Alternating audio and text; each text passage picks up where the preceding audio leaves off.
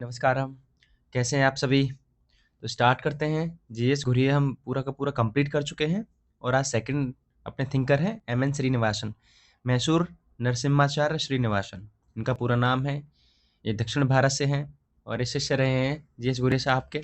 ठीक है, तो एक ब्रीफली इन्होंने 4 कॉन्सेप्ट दिए हैं, चारों मेंस में आते हैं और चारों ही कॉन्सेप्ट प्रीलिम्स में भी आते हैं। तो थोड़ा-सा पहले मैं दिखा देता हूँ कि अपन को पढ़ना क्या है, देन उसके बाद में स्टार्ट करते हैं, ओके? चलो, देखो अ, इनकी मेथड्स ये रहे हैं। कॉन्सेप्ट आता है फील्ड व्यू और बुक व्यू, ये पूरा आपका ये है।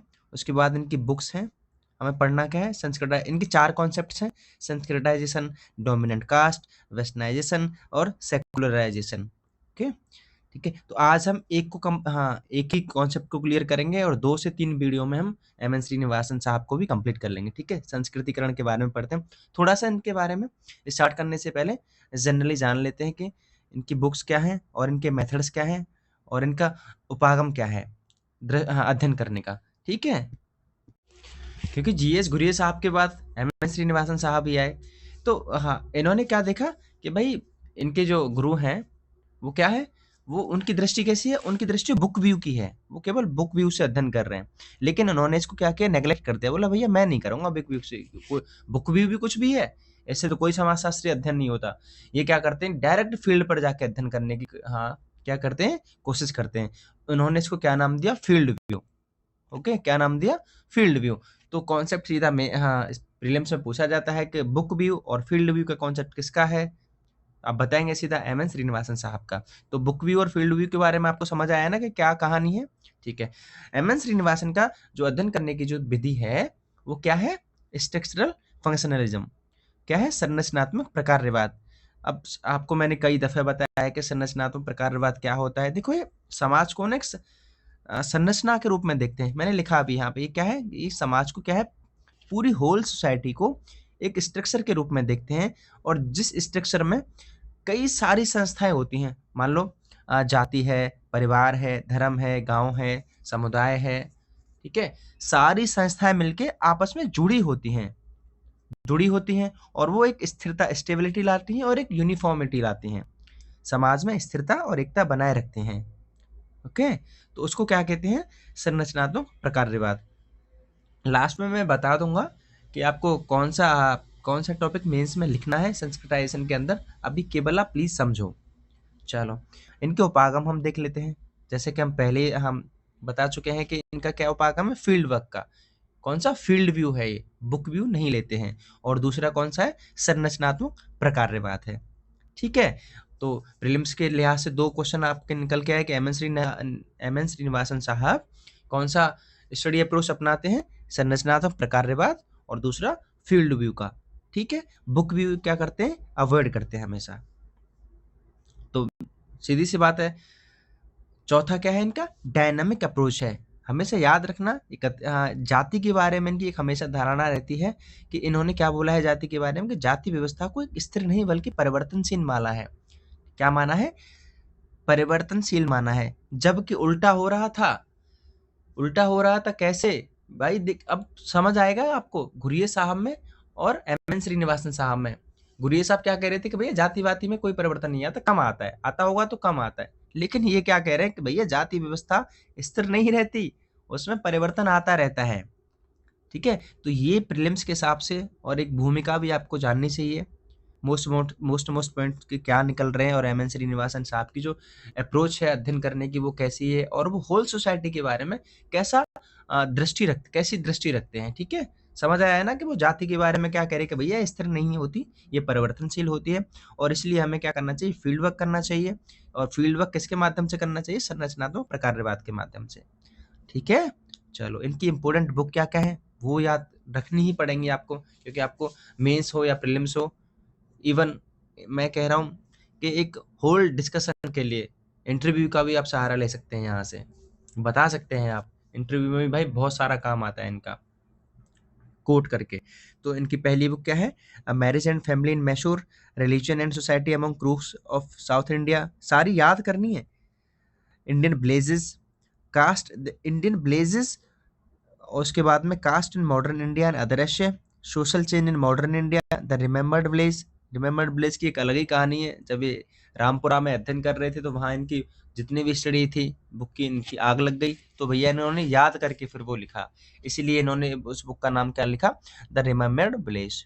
ठीक है। उसके बाद Indian social structure, dominant caste and other essays, cohesive role of Sanskritisation.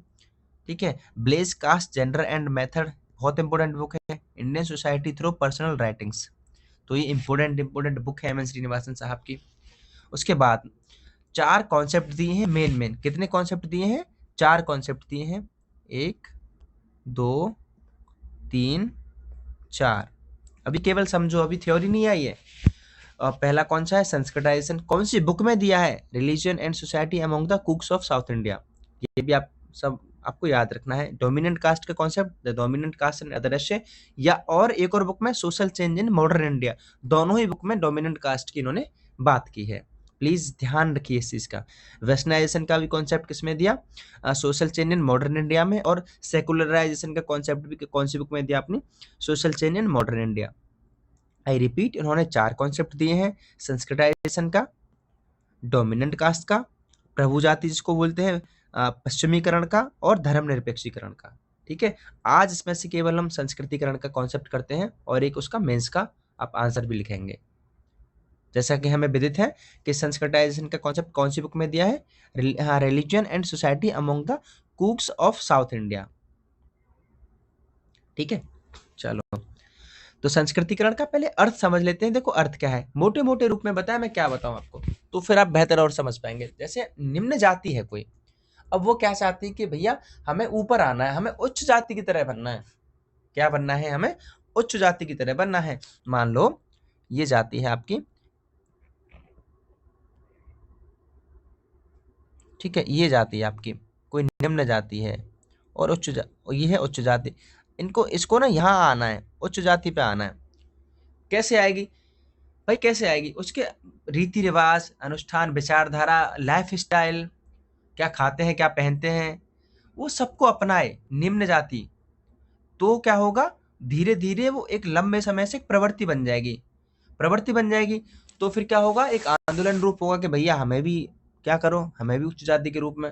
एक दो पीढ़ी लगती हैं, एक दो पीढ़ी में क्या होता है, उनका आंदोलन सक्सेसफुल हो जाता है, उनकी रीति रिवाज सक्सेसफुल हो जाती है और क्या बन जाती है? वो उच्च जाति में कन्वर्ट हो जाती है, एक निम्न जाति। इसी को मतलब निम्न जाति का उच्च जाति में बदलना, इसी प्रक्रिया को क्या बोला है? संस्कृतिकरण। क्या बोला है? संस्कृताइजेशन। भाई संस्कृतिकरण क्यों बोला?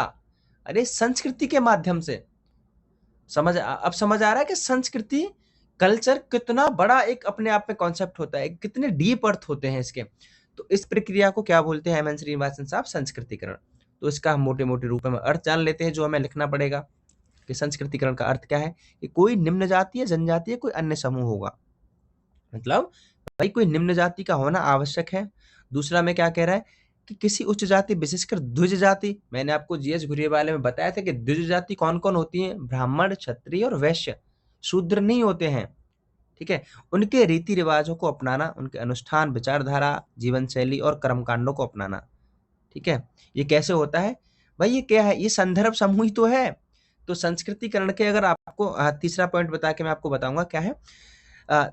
संदर्भ समूह ये हो गया। तीसरा पॉइंट क्या है कि ताकि सामाजिक हायरार्की में, सोशल स्ट्रेटिफिकेशन में उनका जो स्टेटस है वो ऊंचा उठ सके। ठीक है। उसके बाद क्या होगा? जब स्टेटस ऊंचा उठेगा तो उनको सामाजिक स्वीकृति भी मिल सकेगी।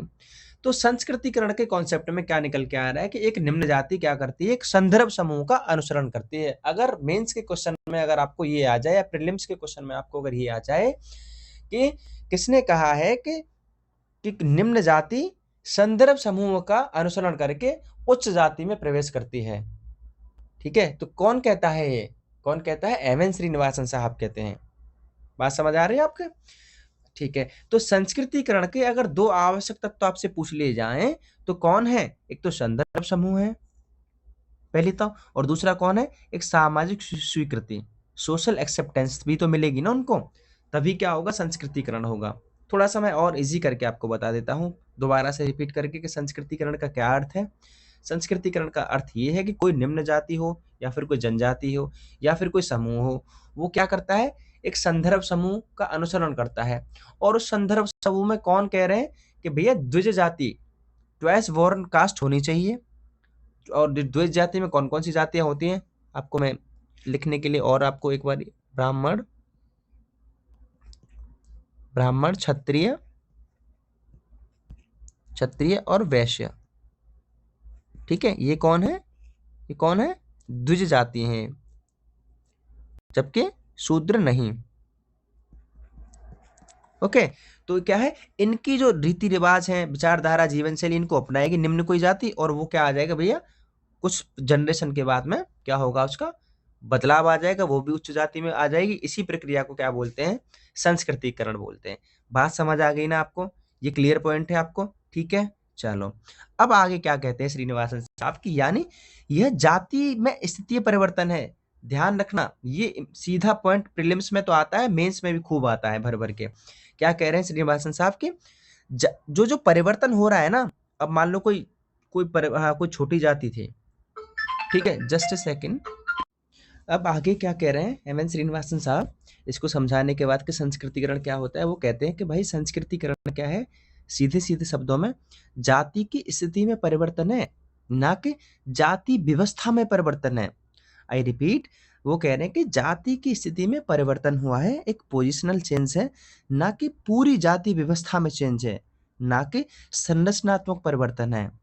ठीक है, समझ आ गया ना इस वर्ड का मतलब क्या है, कि भाई पोजिशनल चेंज क्या है, और संरचनात्मक यानी पूरी जाति व्यवस्था में चेंज है। इस बात को डिनाई करते हैं कि भैया जाति व्यवस्था की स्थिति में परिवर्तन हुआ है, पोजिशनल चेंज है, ना कि संरचनात्मक परिवर्तन है। ओके, ठीक है। जैसे यहाँ पे देखो, ये बॉक्स है, मान लो यहाँ ए जाति है, ठीक है, जाति व्यवस्था में परिवर्तन हुआ है, ना कि जाति व्यवस्था का परिवर्तन हुआ है। अब ये जो जाति है ना, यहाँ से चढ़ के यहाँ ही तो आई है, ये ए से बी नहीं बनी है। अरे जो शुद्ध, हाँ मान लो इन्होंने एग्जाम्पल भी दिया, मान लो ओकालिंगा है, ओकालिंगा जाति ए थी, ये ऊपर आके अब ए ही है, बी नहीं बनेगी, ए ही बनेगी ये। इसका मतलब क्या है, जाति की स्थिति में परिवर्तन हुआ है, ना कि पूरी ओकालिंगा। ऐसा नहीं है कि ओकालिंगा भाई कोई दूसरी जाति बन गई। बात समझ रहे हो, इसीलिए क्या है, अब कॉन्सेप्ट क्लियर हो गया होगा ना यहाँ से कि पोजिशनल चेंज क्या है और संरचनात्मक परिवर्तन क्या है। ठीक है, जस्ट मैं इसको इरेज कर देता हूं, तो क्या होगा। लेकिन योगेंद्र सिंह यादव, वाई सिंह क्या कह रहे हैं कि इसको भैया ये क्या है, एक पोजिशनल चेंज नहीं, वो इसका रिवर्स कर रहे हैं, ये पोजिशनल चेंज नहीं है, वो क्या कह रहे हैं, ये पूरी संरचनात्मक परिवर्तन है। ठीक है, बस ये विचार है, यहाँ पे मैंने लिख दिया है कि योगेंद्र सिंह का क्या मानना है। ठीक है, तो संस्कृतिकरण से जो सफल जातियां हुई हैं, संस्कृतिकरण के माध्यम से जो निम्न जाति उच्च जाति में परिवर्तन हुई है, कौन कौन सी, ओकालिंगा है, लिंगायत है, कुरुग है दक्षिण भारत में।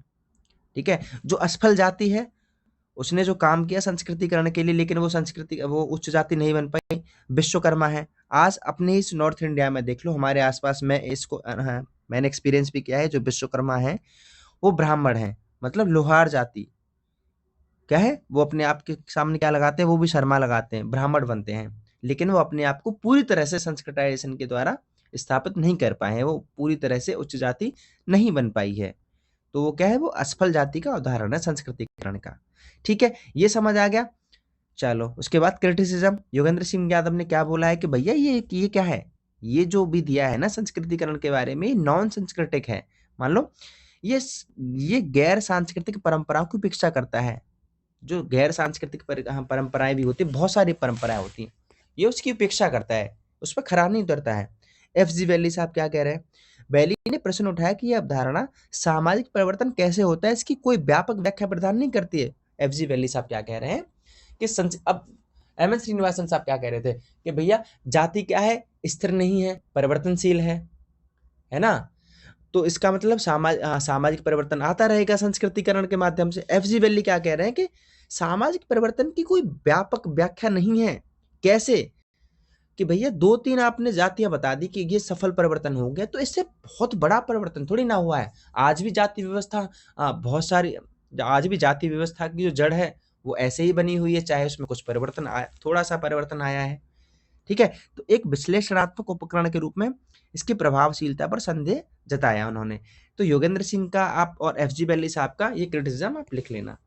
संस्कृतिकरण की सह उदाहरण व्याख्या करें। आपको क्या, तो आपको क्वेश्चन है कैसे तोड़ना है।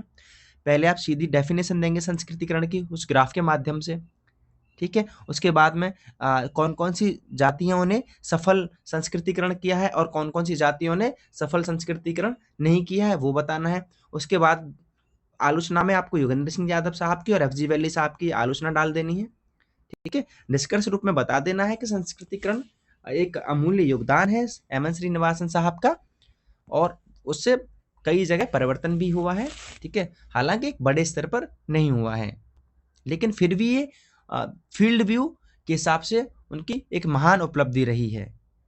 ओके, और हाँ, संस्कृतिकरण उस संस्कृतिकरण की जब परिभाषा देने के बाद थोड़ा सा आपको बता देना कि उनकी विधि क्या है। मैं आपको बता देता हूँ। पहले परिभाषा, डेफिनेशन, उसके बाद मेथड कौन सा अपनाया है, ठीक है। उसके बाद पूरा का पूरा आपको एग्जाम्पल देने हैं, एग्जाम्पल एंड एक्सप्लेनेशन कैसे आपको देना है जो मैंने आपको पूरा बताया, और उसके बाद में क्रिटिसिज्म और आपका कंक्लूजन निष्कर्ष आपको। तो क्वेश्चन आपका 5 इसमें आप तोड़ लेना, 250 वर्ड में इजीली हो जाएगा, उसकी चिंता मत करो। मैं आपको पूरी पीडीएफ ग्रुप में डाल देता हूँ व्हाट्सएप में, वहाँ ज्वाइन कर लेना। और एक और बात भाई, वेस्टर्न थिंकर्स कंप्लीट हो गए हैं, इंडियन थिंकर्स की सीरीज स्टार्ट हो गई है, प्लीज़ प्लेलिस्ट जाके चेक करो, ये तो चल ही रहा है आपका। और जीएस सेक्शन के लिए ना सारी की सारी प्लेलिस्ट बनी हुई है, ठीक है। तो करते रहो और प्लीज़ आंसर लिखते रहो मेंस के लिए। मिलते हैं, छोटी सी वीडियो थी, नेक्स्ट वीडियो में। हैव अ गुड डे, जय हिंद।